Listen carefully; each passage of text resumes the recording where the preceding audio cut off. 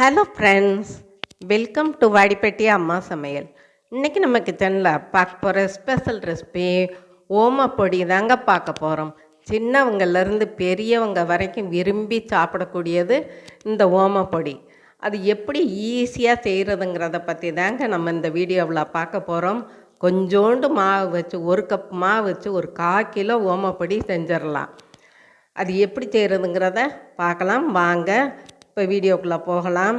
அதுக்கு முன்னாடி இன்றைய பிறந்த நாள் மற்றும் திருமண நாள் காணும் அனைவருக்கும் வாடிப்பட்டி அம்மாவின் இனிய நாள் வாழ்த்துக்கள். ஸ்கிப் பண்ணாமல் பாருங்கள் ஃப்ரெண்ட்ஸ். பிடிச்சிருந்தா ஒரு லைக்கும் ஒரு ஹைப்பும் பண்ணிடுங்க. இப்போ வீடியோக்குள்ளே போகலாம். இப்போ ஒரு பவுல் எடுத்துக்கலாம். 2 ஸ்பூன் ஓமம் எடுத்திருக்கேன். அதை ஃபஸ்ட்டு நல்லா தண்ணி ஊற்றி கழுவிட்டு வந்துடுவோம். ஏன்னா தூசியெல்லாம் இருக்கும் இல்லையா, அதனால் ஓமத்தை நம்ம கழுவிடுவோம். கழுவிட்டு ஒரு வடிகட்டியில் வடிச்சுக்கிடுவோம். வடிச்சுட்டு அந்த ஓமத்தை இந்த கிண்ணத்தில் சேர்த்துக்கலாம். சேர்த்துட்டு நல்லா கொதிக்கிற தண்ணியை ஊற்றிடுவோம். ஊற்றிட்டு ஒரு 1/4 மணி நேரம் ஊறட்டும். நல்லா பாருங்கள், இந்த மாதிரி மூடி போட்டுடலாம். இப்போ நல்லா ஊறிடுச்சு. இதை நல்லா கசக்கணும். கசக்கி நம்ம அந்த தண்ணியை மட்டும் எடுத்துக்கிறோனுங்க. இல்லை மிக்சியில் போட்டு கூட நீங்கள் அடித்து அந்த தண்ணியை வடிகட்டிக்கிட்டால் அதுவும் பெட்ரு. இப்போ நான் பாருங்கள் நல்லா கசக்கி விட்டுட்டேன். அதை ஒரு வடிகட்டியால் வடிச்சுக்கிடுவோம். ஏன்னா இந்த ஓமம்லாம் இருந்துச்சுன்னா அதோடு போட்டோம்னா புளிய வராது. இப்போ 1 கப்பு கடலை மாவு எடுத்திருக்கேன் பாருங்கள். இப்போ அதுக்கு நான் ஒரு 3 ஸ்பூன் பச்சரிசி மாவு, 1 ஸ்பூன் மஞ்சத்தூள், ஒரு 1/4 டீஸ்பூனுக்கு மேலேயே பெருங்காயம், 1/2 ஸ்பூன் தனி மிளகாய்த்தூள். நான் காஷ்மீர் மிளகாய்த்தூள் தாங்க போட்டிருக்கேன். ரொம்ப காரம் இருக்காது. தேவையான உப்புத்தூள் போட்டுக்கலாம் பாருங்கள். இப்போ இதை ஃபஸ்ட்டு ஒரு ஸ்பூனால் நம்ம கலந்து விட்டுக்கிறணும். இப்போ நல்லா கலந்து விட்டாச்சு. இதில் கொதிக்கிற எண்ணெய் சும்மா ஒரு 2 ஸ்பூன் ஊற்றினா போதுமானது. இப்போ அந்த கரண்டியால் நம்ம நல்லா பிசைஞ்சு விட்டுக்கலாம். இப்போ கையால் பிசைஞ்சுக்கலாங்க. கரண்டியால் ஃபஸ்ட்டு கலந்துட்டு கையால் நல்லா பிசைஞ்சுக்கலாம். பாருங்கள், அந்த எண்ணெய் எல்லா பக்கமும் ஈவனாக பரவுற மாதிரி நம்ம கலந்துக்கிறணும். இப்போ ஓமா வாட்ரு, அதாவது நம்ம ஊற வச்சு வடிகட்டின ஓமா தண்ணி, அதை இதில் ஊற்றி பிசைஞ்சிக்கிட்டு கொஞ்சம் கொஞ்சமாக தண்ணி ஊற்றி பிசையணுங்க. ரொம்ப சப்பாத்தி மாவு மாதிரி பிசையக்கூடாது.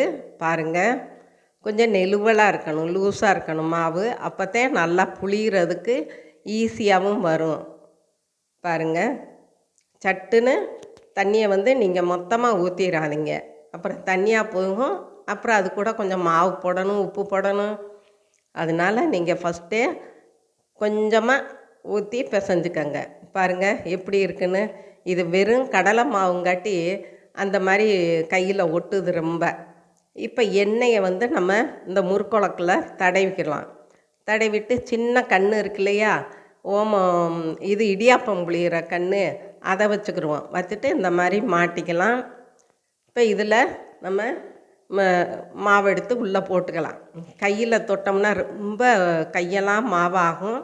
அதுக்குத்தான் ஸ்பூனில் கொஞ்சம் தண்ணியில் நனைச்சிட்டு நம்ம இந்த மாவை எடுத்து இதில் ஃபில் பண்ணிக்கலாம். ஒரு 3/4 உலக்குக்கு ஃபில் பண்ணால் போதுமானதுங்க. ஃபுல்லாக நீங்கள் ஃபில் பண்ண வேணாம். பாருங்கள், இதை நல்லா அமுக்கி விட்டால் உள்ளே போயிடும்.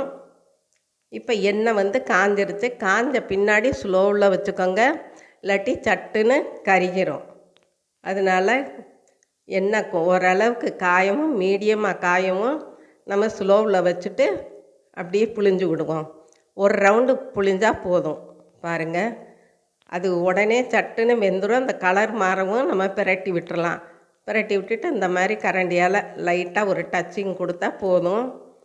ஒரு 2 நிமிஷம் தாங்க வெந்துடும். பாருங்கள், உங்களுக்கே தெரியும் கிறிஸ்பியாக வந்திருக்கு பாருங்கள். இப்போ இதை நம்ம பிளேட்டுக்கு மாற்றிக்கலாம். நல்லா வெந்துருச்சு. எண்ணெயும் வடிஞ்சிரும்.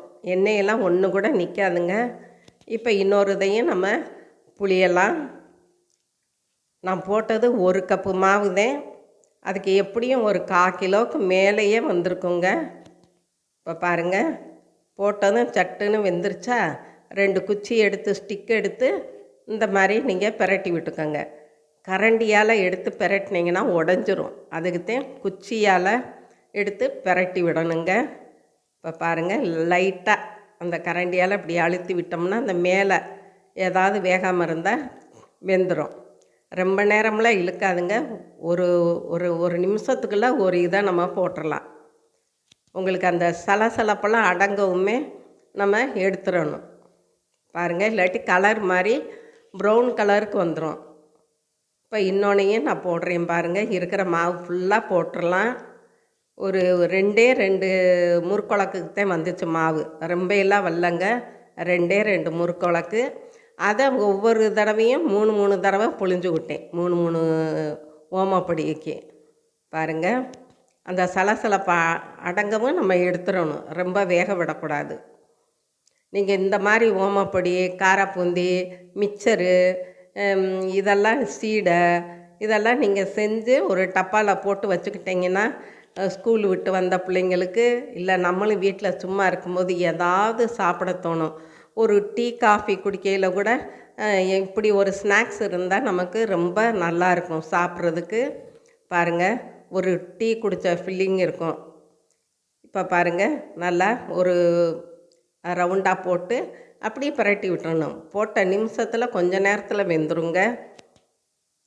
கடையில் போய் நம்ம கண்ட எண்ணெயில், போட்ட எண்ணெயிலேயே அவங்க போடுவாங்க. நம்ம அப்படி இல்லையா, அதனால் சுத்தமாக நம்ம மாவு பிசைஞ்சு வீட்டிலையே பக்குவமாக அதுக்கு தேவையான உப்பு, காரம் எல்லாமே நம்ம அளந்து போடுவோம்.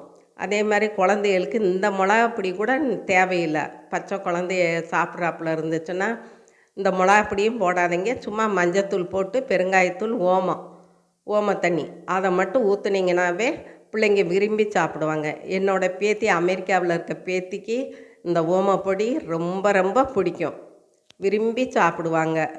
பாருங்கள், எல்லாத்துக்குமே பிடிக்குங்க. இப்படி நீங்கள் வீட்டில் ஒவ்வொரு ஸ்நாக்ஸும் வச்சுக்கிட்டிங்கன்னா, கடைக்கு போகிற இப்போ எல்லாம் கடையில் வாங்குகிற அளவுக்கு அங்கே இருக்க காசு அவ்வளோ விலை விற்கிது. எதை எடுத்தாலும் பாக்கெட்டில் போட்டு அது என்றைக்கு போட்டாங்கன்னே தெரியாது, அந்த மாதிரி விற்கிது. அதுக்கு நம்ம வீட்டில் இப்படி பக்குவமாக செஞ்சு கொடுத்தீங்கன்னா ஹெல்த்தியாகவும் இருக்கும், டேஸ்டியாகவும் இருக்குங்க. இந்த ஓமப்பொடியோட கொஞ்சம் வேர்க்கடலை, பொட்டுக்கடலை, இதெல்லாம் நீங்கள் முந்திரி பருப்பு இதெல்லாம் வறுத்து போட்டிங்கன்னா சூப்பரான மிச்சர் ஆயிருங்க. அவ்வளோதாங்க, நம்மளோட ஓமப்பொடி சும்மா ஜம்முன்னு ரெடி ஆயிடுச்சு. இதுவரை சப்ஸ்கிரைப் பண்ணாதவங்க சப்ஸ்கிரைப் பண்ணுங்கப்பா. ஆளுங்கிற பெல் பட்டனை தொடுங்க. லைக் பண்ணுங்கள், ஷேர் பண்ணுங்கள், கமெண்ட் பண்ணுங்கள். நீங்களும் உங்கள் வீட்டில் ட்ரை பண்ணுங்கள், சாப்பிடுங்க, சந்தோஷமாக இருங்க. நன்றி, வணக்கம்.